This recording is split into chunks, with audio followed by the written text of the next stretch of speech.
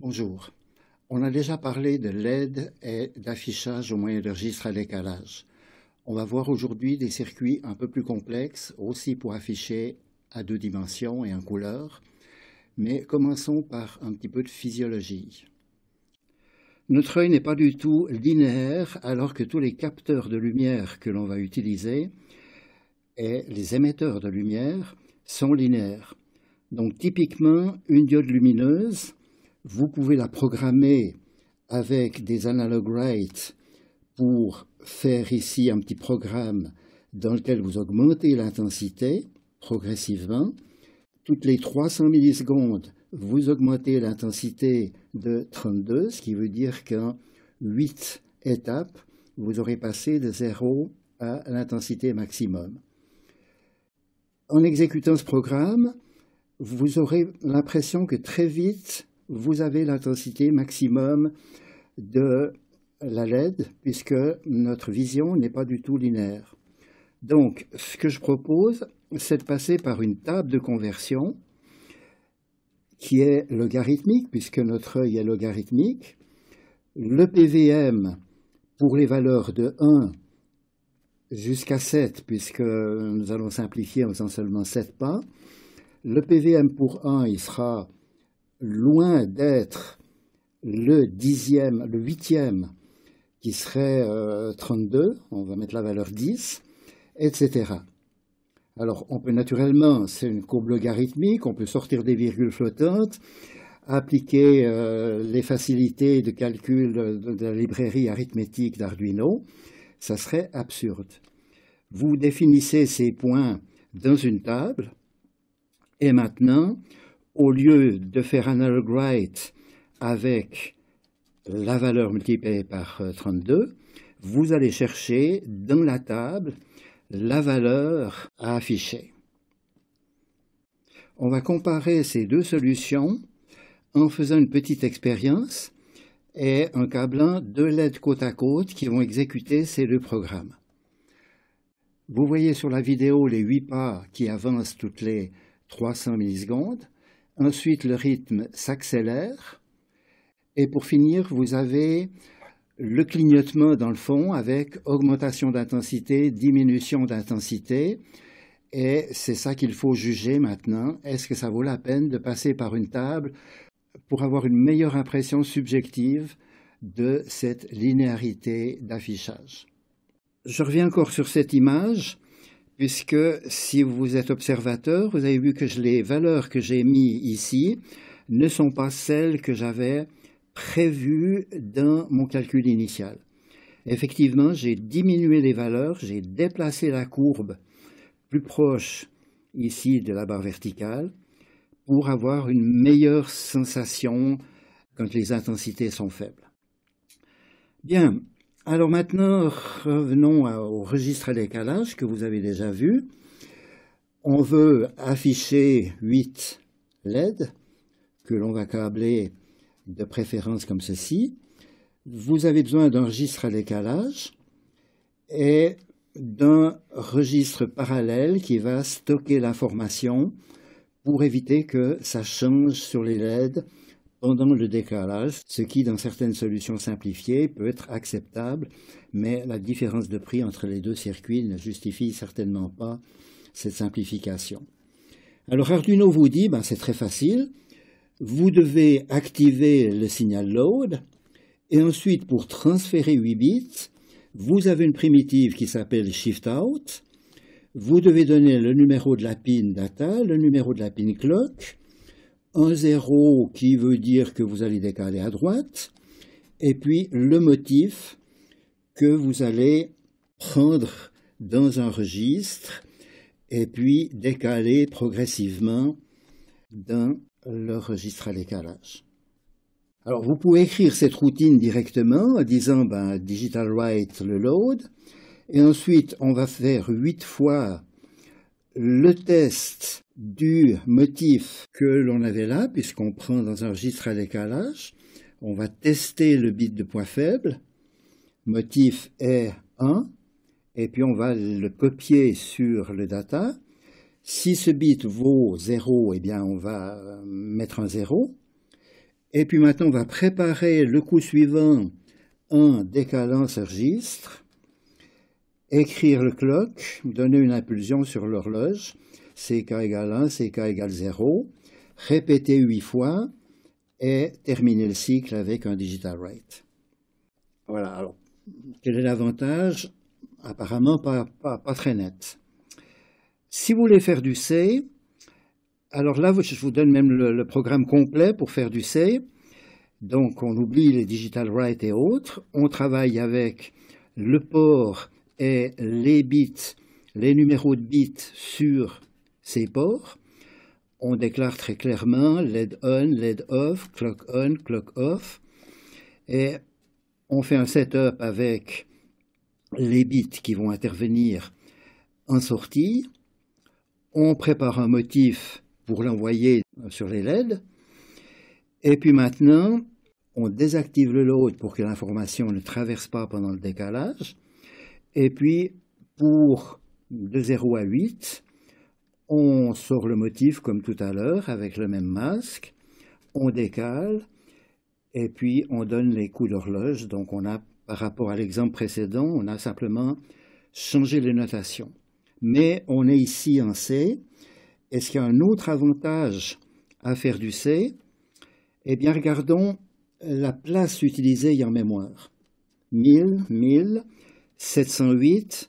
J'utilise le compilateur Arduino qui, au minimum, va placer 600 bytes pour mettre en route le setup et d'autres facilités. Donc, vous voyez que du point de vue de taille mémoire, c'est significativement plus court, on est proche de l'assembleur. Quand vous écrivez shift out, da clock, etc., au moment de l'exécution, la procédure doit aller regarder, ah, da, ça c'est le numéro 5, où est-ce qu'il est, sur tel port, dans tel bit, etc. Le 0, ben, vous allez avoir un choix pour dire soit je décale à droite, soit je décale à gauche. Et il n'y a que le motif qui est transféré tel quel. Alors maintenant, si on regarde le temps d'exécution, ben là aussi, la durée de 100 microsecondes diminue à 18 microsecondes, et même moins en choisissant d'autres instructions plus proches de l'assembleur, ce qui peut être quand même significatif. Dernier avantage, si maintenant vous voulez décaler 16 bits et pas 8, ici, vous devez faire un micmac avec le motif 16 bits pour prendre 8 bits, les envoyer, prendre la deuxième moitié de 8 bits, les envoyer. Ici, vous n'avez qu'à changer le nombre de décalage. Là aussi, naturellement, vous pouvez mettre 16, vous pouvez mettre 32. Plus, évidemment, il n'y a plus de type de données qui vous facilite la vie. Bien, voilà pour cette petite révision. Encore un élément qui peut vous induire en erreur des fois. Quand vous avez un registre parallèle, il peut être déchargé par une transition, et c'est comme un registre à décalage en fait, et puis il peut aussi être chargé statiquement, et on parle de registre transparent. Tant que load est à 1, l'information traverse. Donc, si vous changez l'information, elle va tout de suite passer de l'autre côté, alors qu'ici, c'est seulement à l'instant de l'horloge que la copie va se faire. Alors, en plus de ça, ben, évidemment, les fabricants, des fois, ils décident de travailler avec un petit rond ici. C'est pas au flanc montant, mais ça sera au flanc descendant. Ici, il peut aussi y avoir un petit rond. Et puis, ils peuvent décider d'appeler ça strobe, et de pas très bien savoir la différence entre load, transparent, etc. Ok, donc il faut s'adapter quand on reçoit un circuit, comme par exemple ce circuit de Toshiba, mais il y a beaucoup de copies avec des petites différences en 8 bits, en 16 bits, celui-ci est 16 bits. Ce que ces circuits ont d'intéressant, c'est que en sortie, vous avez des sources de courant. Donc, ces transistors-là, avec une électronique adaptée, vous permettent de mettre une seule résistance qui va définir le courant dans toutes les LED. Donc, vous gagnez dans le câblage Et si tout à coup vous décidez que ce serait bien d'avoir plus d'intensité, ben vous n'avez qu'une résistance à changer, ce qui pourrait encore se prévoir par logiciel. Alors, dans le circuit, vous avez en plus de ça une entrée enable qui autorise la sortie. Ça peut permettre de mettre des circuits en parallèle pour faire certaines astuces. Vous avez naturellement le registre parallèle de sortie, avec un signal qui s'appelle latch, qui s'appelle ici strobe. Et pour savoir quel est l'effet de ce signal, la seule solution, c'est d'aller regarder le diagramme d'état. Alors, pour le registre à décalage, vous avez clock et data. Vous voyez que le data doit être stable au flanc montant de l'horloge. Et puis maintenant, vous voyez que le signal qu'ils appellent latch bar est une impulsion positive à la fin du chargement pour transférer l'information dans le registre. Cette impulsion peut continuer jusqu'à ce que vous recommenciez à envoyer des cloques. Alors avec ce circuit, naturellement, vous faites très facilement un affichage multiplexé en commandant les lignes avec des transistors, comme on l'a déjà vu, avec une résistance unique pour tout ce panneau de LED, puisqu'on va sélectionner une ligne après l'autre. Si vous voulez afficher quelque chose, vous allez prendre le mode 16 bits ici, l'envoyer dans le registre en sélectionnant la ligne du haut. C'est bien d'avoir une correspondance entre le dessin et puis la table, mais c'est tout à fait arbitraire. On pourrait très bien dire, ça c'est la première ligne qui correspond à ces diodes-là sur mon dessin, qui correspondra peut-être aux diodes qui sont en haut. Il suffit de retourner de 180 degrés, le haut devient bas, donc ce qui est important, c'est de savoir exactement ce que l'on fait. Et puis là, avec la procédure qu'on a vue tout à l'heure, efficace, vous avez fait une procédure shift, et puis vous balayez ce tableau, donc c'est trivial. Alors maintenant, ce qui serait intéressant, c'est de faire un petit peu de couleur. Vous avez des diodes RGB qui sont 3 diodes sur le même boîtier, éventuellement dans un petit boîtier SMD de 5 mm de côté. Et la question, c'est de savoir comment câbler ces diodes sur des registres à décalage. Il n'y a pour le moment pas d'autre solution que de connecter les 8 bits, soit en disant RGB, RGB, je peux mettre 2 diodes sur 8 bits. Si j'ai 16 bits, c'est à peine plus efficace, je vais avoir qu'une position qui est perdue puisque je peux mettre 5 LED, 5 x 3 ça fait 15. Je peux les alterner comme ça ou comme ça du point de vue câblage. Et ça, c'est l'organisation physique. Alors maintenant, au niveau de la mémoire, vous avez tout avantage à utiliser une représentation différente en général. Prendre par exemple, en restant avec des modes 16 bits pour un cube de 5 sur 5, prendre tous les rouges dans un mode, tous les verts et les bleus dans d'autres modes, dans d'autres tableaux en fait, et ça va vous faciliter dans le fond le dessin d'objets qui sont entièrement rouges, entièrement verts, et qui peuvent être superposés en envoyant d'abord l'information rouge, l'information verte. Alors là, on est en tout ou rien. On peut faire du PVM assez efficace sur tous ces bits. Il y a des très jolies solutions, mais la technologie a résolu ce problème. Il y a beaucoup d'applications qui ont besoin de diodes lumineuses et il y a beaucoup de circuits qui ont été développés dans ce but-là. Vous avez tous vu la publicité pour ces bandes lumineuses qui sont faites en fait en associant des circuits intégrés avec une diode. Parfois il y a plusieurs diodes et puis il faut une alimentation en 12 volts. Ici, ça pourrait être alimenté en 5 volts. Et le circuit qui est à l'intérieur ici est très intéressant parce que Il est formé du registre à décalage traditionnel, du registre parallèle, mais ici c'est beaucoup plus compliqué puisque vous avez les compteurs qui, comme dans un timer, permettent de faire du PWM. Donc les valeurs 8 bits que vous envoyez dans chaque élément de couleur sont des valeurs qu'Arduino dit analog write, quelle horreur, qui sont des valeurs proportionnelles entre 0 et 256, puisqu'on a 8 bits. Alors ces circuits intégrés peuvent être cascadés, vous rentrez la data, le clock, vous ressortez avec un data, un clock qui est même amplifié, donc vous pouvez faire des bandes très longues. Et vous me direz, mais où se trouve le load? On a besoin d'un load ici pour charger le registre parallèle.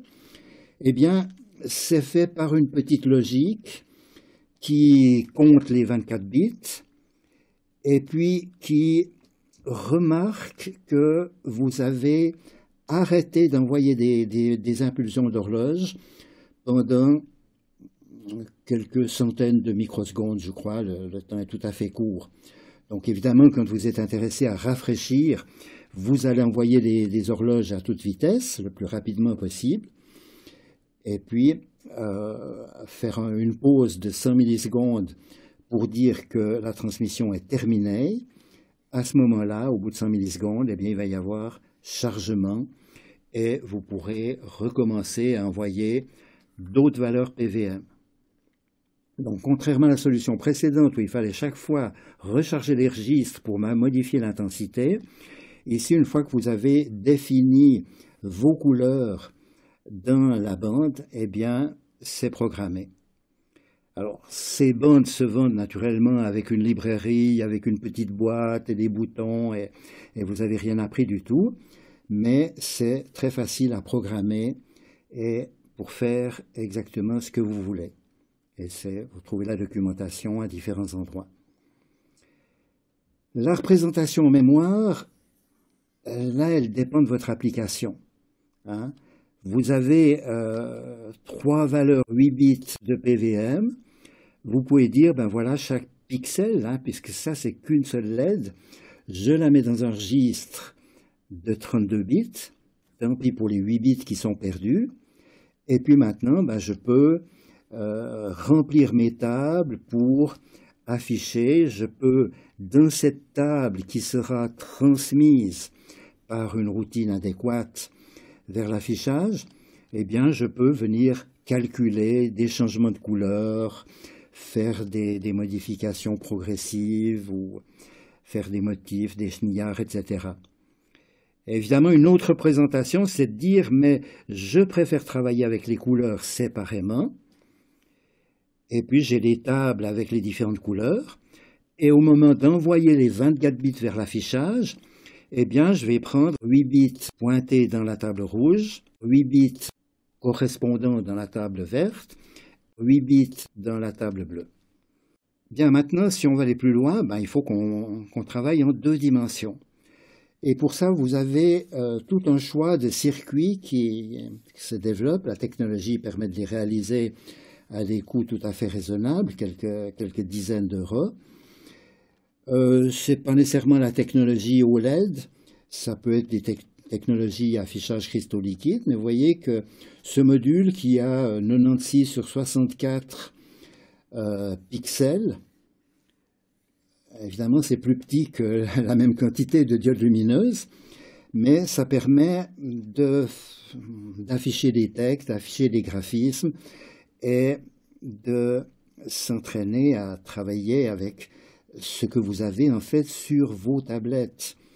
Ce sont uniquement des circuits simplement un petit peu plus grands qui sont maintenant sur toutes les tablettes, téléphones et autres. Le circuit qu'il y a derrière cet affichage, de l'autre côté du circuit imprimé, bon, voilà son schéma bloc.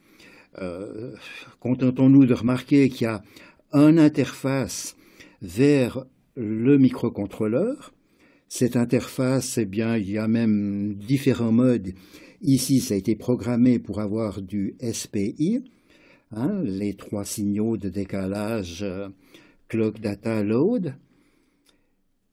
Les informations qu'on passe là-dedans sont traitées par un microcontrôleur spécialisé avec des tas de modes. Et vous avez la sélection, dans le fond, des lignes et des colonnes. Ce circuit a 300, 400 pattes de sortie qui sont connectées par des circuits imprimés avec des conducteurs vraiment extrêmement fins, extrêmement serrés.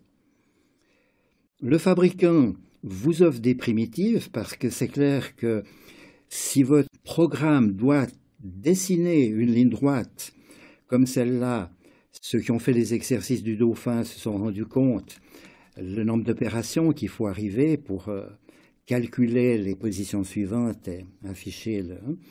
Donc au niveau de tous ces circuits, sur vos tablettes graphiques aussi, il y a un accélérateur graphique.